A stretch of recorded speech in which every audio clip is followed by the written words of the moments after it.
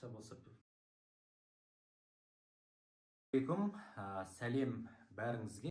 Менің баспанаға бағыт сабағыма логин пароль алып сабаққа қатысып отырған жандар. Енді айтайын дегенім, үй алыңыздар, әрекет етіңіздер. Кейбір адамдар айтып жатады, ой, айтуға оңай, ақша болса. Жоқ, оның барлығы сылтау, сыныққа сылтау көп деп айтады. Барлық нәрсе адамның әрекетіне байланысты. Сіздің сол арман мақсатыңызға жету жолында осы 4 қадамды жазып алсаңыздар деймін. Мен үнемі айтамын бұны, бұрыннан бері студент кезде де айналамдағы жандарға да айтып келе жатырмын. Ол бірінші кезекте сізде мақсат болу керек, одан кейін әрекет, қиял, жоспар. Мақсат дегеніміз мысалға осы баспанаға бағыт сабағынан кейін мен осы 2022-де үй аламын, 23-те, 24-те 3 бөлмелі үйім болады, нақты Алматыда, Нұр-Сұлтанда деген сияқты нақты бір үй алатын бір мақсатыңыз болу керек. Әрине, көп адамдар сұрайды, осы Дәулет мырза, сіздің сабағыңызға қатысам, точно үй алам ба дейтіндей бір түрлі сұрақ қоятын адамдар бар. Мен айтам, сіз бұл сабақтарға қатысып точно білім аласыз.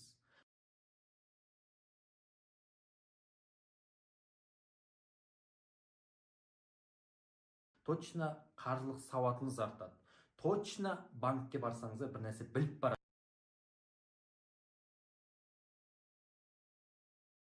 Боласыздар. Сіз точно үй алатын елдегі бағдарламаларды білесіз. Ал енді ары қарай сіз үй аласыз ба, алмайсыз ба? Ол тек сізге байланысты. Менің сабақта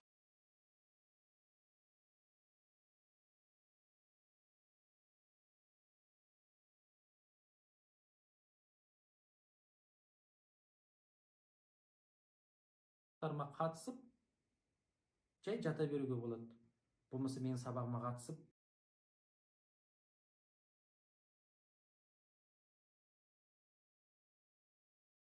миыңызды оятып әрекет етуге болады да. Мен үнемі айтам, менің сабағымда мен тек қана миды ғана оятам. Ал ары қарай қол, аяқ, жыбырлау, ауыз жыбырлау ол сіздің тараптан. Сол себептен мен үнемі айтам, баспанаға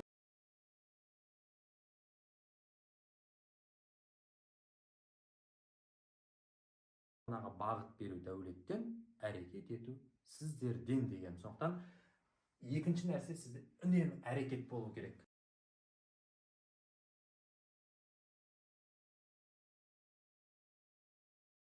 Түсінем, үйдің бағасы қымбаттап жатыр, ол жыл сайын өсе беретін нәрсе, инвестиция ретінде да.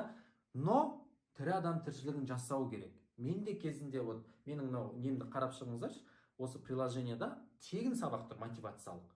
Жалпы мен осы баспанаға бағытқа қалай келдім? Риэлторға алданғаным, жетім бұрыш аралағаным, далада қонғаным, барлығы бар. Қалай аңқау болғаным, мысалға. Но білесіз бе, адам содан піседі. Қайнау керек адам бойында. Қашанға дейін мен квартирада жүре берем, қашанға дейін қаңғи берем деген сияқты ішкі бір жанталас болу керек, жарылу керек. Мысалға деймде, адамның бір нәрсеге күйу керек, былайша айтқанда өртену керек ішкі.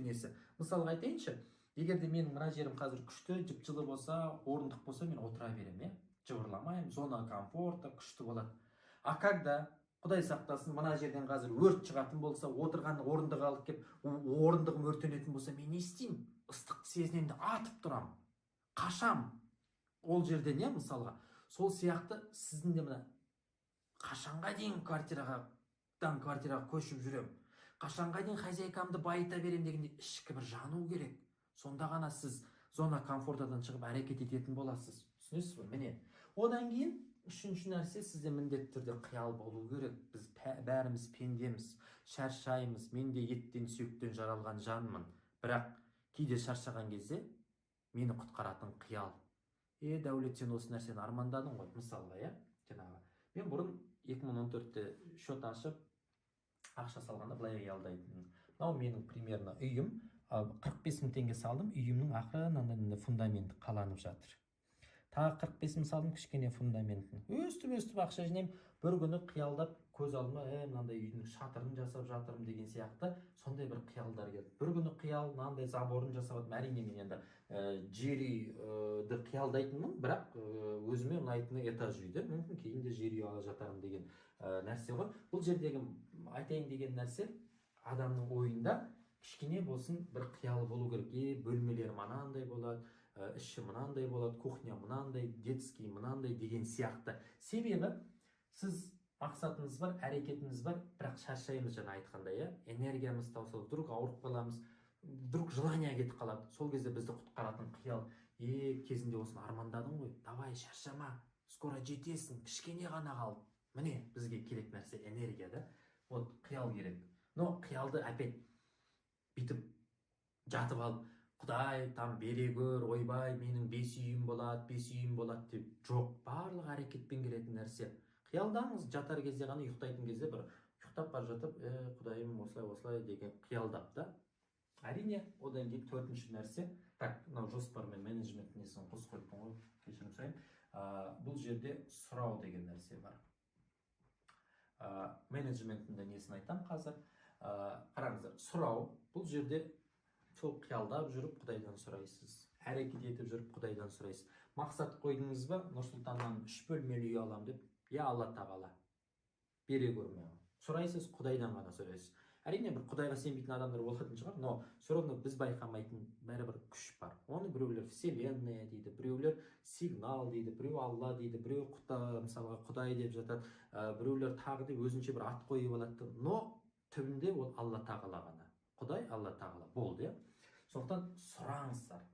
Мынандай бүкіл әлемді 18 000 ғаламды жаратқан Алла тағала сізге какой-то 3 бөлмелі үйді беру, 5 бөлмелі үйді беру, болмаса 10 сотық жерді беру, ол Құдайға проблема емес. Бірақ оны да сұраудың амалы, әрекеті дұрыс болу керек. Сіз жатып алып, ешқандай әрекет етпесеңіз, Құдай бере ме сізге? Бермейді. Көрдіңіздер ме? Одан кейін жалпы сіздің мынау ақша жинау процесінің барлық нәрсесі, мен енді өзім менеджментті оқығанмын, менеджментке келіп тіреледі. Яғни бірінші кезекте өзі менеджменттің өзіндік 4 қағидасы бар екенін айтқым келеді. Ол біреуі басқару, бақылау, жоспарлау, одан кейін мотивация. Міне, осы 4 нәрсе. Қараңыздаршы, басқару, яғни сіз өзіңізді былайша айтқан кезде управление. Бізде мемлекеттік деңгейде айтатын болсақ, әрине бізде күшті басқаратын адамдар бар, президент болсын, барлықта сол жақсы. Бізде жоспарлау бар, жоспарлаймыз, Құдай 2030 стратегиясы 2050-ге дейін жоспарлап тастағанбыз. Бізде өкінішке қарай мына нәрсе жоқ, бақылау нәрсесі жоқ, бақыланбайды көп нәрсе. Одан кейін бақыланбағаннан кейін әрине мотивация жоқ. Сол сияқты енді қараңыз, сіздің де үй алуыңызды өзіңіз басқарасыз. Сіз былайша айтқанда өзіңізді басқарушы президент ретінде сезініңіз, былайша айтқанда, сіз өзіңіз басқарасыз. Бұл үйді қалай алам, қай қаладан алам, Алматыдан алам ба, Нұрсұлтаннан алам ба? Өйткені өзіңіздің өміріңіздің президенті сізсіз. Сіз басқарасыз. Одан кейін сіз жоспарлайсыз. Сол қашан үйді алам мен? 2020-да, 2023-де, немесе биыл алам 22-де, болмаса 2030-да алам, мысалға дейінші. Сол сияқты өзіңіз жоспар құрасыз, план. Одан кейін сол жоспарыңызды өзіңіз бақылап отырасыз. Дәулет, болмаса, Мырқымбай, Бәтима, мен дұрыс жұмыс істеп жүрмін ба? Ай сайын ақша салып жүрмін ба? Жинап жүрмін ба? Артық дүние алып қоймадым ба? Или там ішіп кетпедім ба? Деген сияқты примерно. Тойға қыдырып кетпедім ба деген мен көп мысал ретінде айтамын. Өз-өзіңізді бақылауға алуыңыз керек. Ал осы 3 нәрсе болғаннан кейін сіздің жететін жеріңіз мотивация.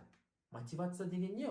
Ол өзіңіздің ішкі бір жаңағы бір нәрсеге күйдіңіз ғой сіз. Үй алам деп. ойбай қашанға дейін мен хозяйкамды байыта беремін, өзімнің үйім болады деп күйгеннен кейін, сіз осы дүниелерге жеткеннен кейін сізде уже мотивация пайда болды. Мотивацияңыз, значит сіз үйіңізді алдыңыз. Міне ішкі жан рахаты, былайша айтқан кезде.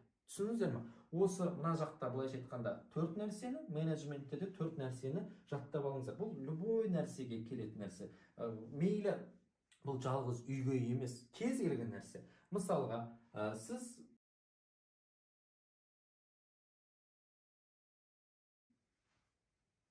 үйленемін деп, например, бойдақ адамға қатысты айтып отырмын. Үйленемін деп мақсат қойдыңыз, әрекетіңіз не? Общение, ұлмен, қызбен мысалға танысасыз да, қиялдайсыз. Жігітке қатысты айтайын, менің командамда бойдақтар көп, соның бірі жаңағы бірнеше бойдақтары бар. Қиялдайды. Қызым осындай болсын, андай болсын, мындай болсын деген сияқты. Одан кейін әрине Құдайдан сұрау керек, Құдай маған жақсы бір жар бере көрші деген сияқты. Сол сияқты шетелге шыққыңыз келе ме? Мақсат қоясыз, мен там Германияға барам, Испанияға барам.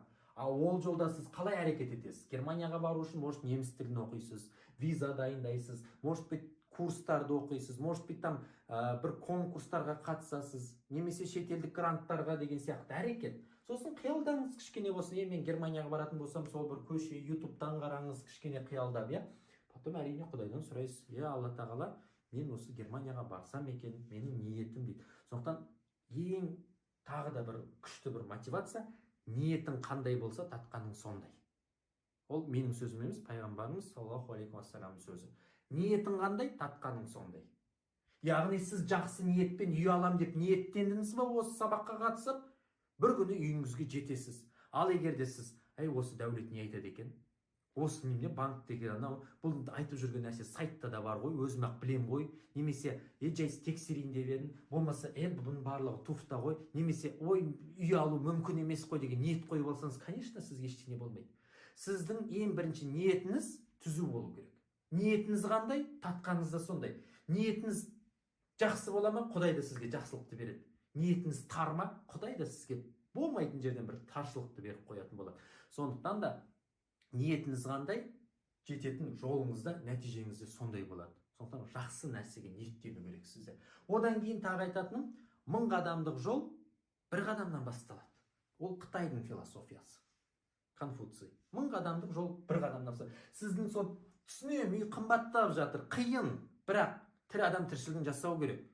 Менің де алған 4 баспанамды ешкім маған бүйтіп подаркаға бере салған жоқ. Менің де аға, көке, бәке, сәкем жоқ. Менің де таныстарым болмаса, туыстарым үшін депутат болып отырған біреу жоқ. Мен осы уақытқа дейін жасаған дүниемді өзімнің біліміммен, өзімнің мына осы 4 нәрсе, менеджменттегі осы 4 нәрсемен мен жеткен жетістігім Аллаға 1000-да-1 шүкір.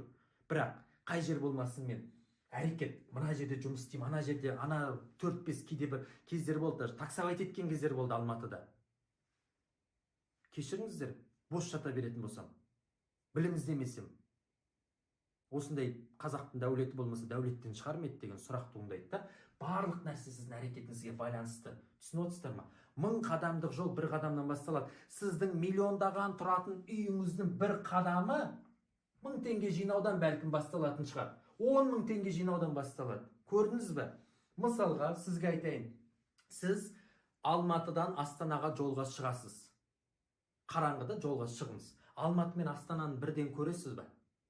Алматыда тұрып Астананы көрмейсіз. Бірақ сіз білесіз, ол жолмен жүре беретін болсам, әйтеуір сізге 20 метр, 30 метр сайын тек қана жарық шыға береді. Сөйтіп, әйтеуір 24 сағаттың ішінде сіз Астанаға жетесіз. Алматыдан Астанаға жеттіңіз. Сол сияқты қазір сіздің ниет мақсат қойдыңыз 20 миллионның үйін алам деп. Бірақ сізге қорқынышты болып тұр. Ойбай, менің айлығым 60 000 или там 70 000. Но сіз ниет етіңізші, соған сай әрекет етіңізші, сіз міндетті түрде жетесіз. Құдай сізге осылай жолыңызды аша беретін болады. Маған сенсеңіз, сіз де кемінде сол 3 жылда, 4 жылда міндетті түрде үйіңізді аласыз. Мен де өзім елге қаншама дегенмен 2014-те счет ашып, 2018-дің несіне 4,5 жылдан кейін барып, қате енді мен наличкаға үйімді алдым да, бірінші үйімді, екінші, үшінші үйімді мен жилстроймен алып. Сондықтан түсінемін. Заман қымбаттап жатыр, май өсіп жатыр, ұн өсіп жатыр, но не істейсіз? Бір адам тіршілігін жасайды. Көрдіңіз бе? Сондықтан мына 20 миллион или мейлі 40 миллионның үйі сізге ойбай қорқынышты болуы мүмкін. Но сіз білесіз бе? Ақша жинайын деп жүре беріңіз, жаңағы Алматыдан Астанаға жеткен сияқты жолда ашыла береді. Сіз де әйтеуір бір күні осы жолға мүмкін 2 жылдан кейін сіздің әрекетіңізге байланысты, мүмкін 3 жылдан кейін, мүмкін 5 жылдан кейін жетесіз. Бірақ сіз ниет еттіңіз бе? Ниетіңіз дұрыс болды ма? Міндетті түрде жетесіз. Міне менің қысқаша ғана былайша айтқанда мотивациялық бағдарым. Ал енді келесі сабақтарда сіздер нақты бағдарламалар, нақты сол банкке барсаңыздар бір нәрсе біліп жүріңіздер деген ұранмен сабақтар болады. Ол сабақтарды міндетті түрде жазып алыңыздар, қолдарыңызға қағаз, дәптер, қалам алып, міндетті түрде түртіп алып отырыңыздар деп айтқым келеді. Бастысы бос жатпаңыздар қазағым. Қазағым әрекет етіңіздер. Әр қазағымның өзінің үйі болсын, үйлі болайық, күйлі болайық дегім келеді.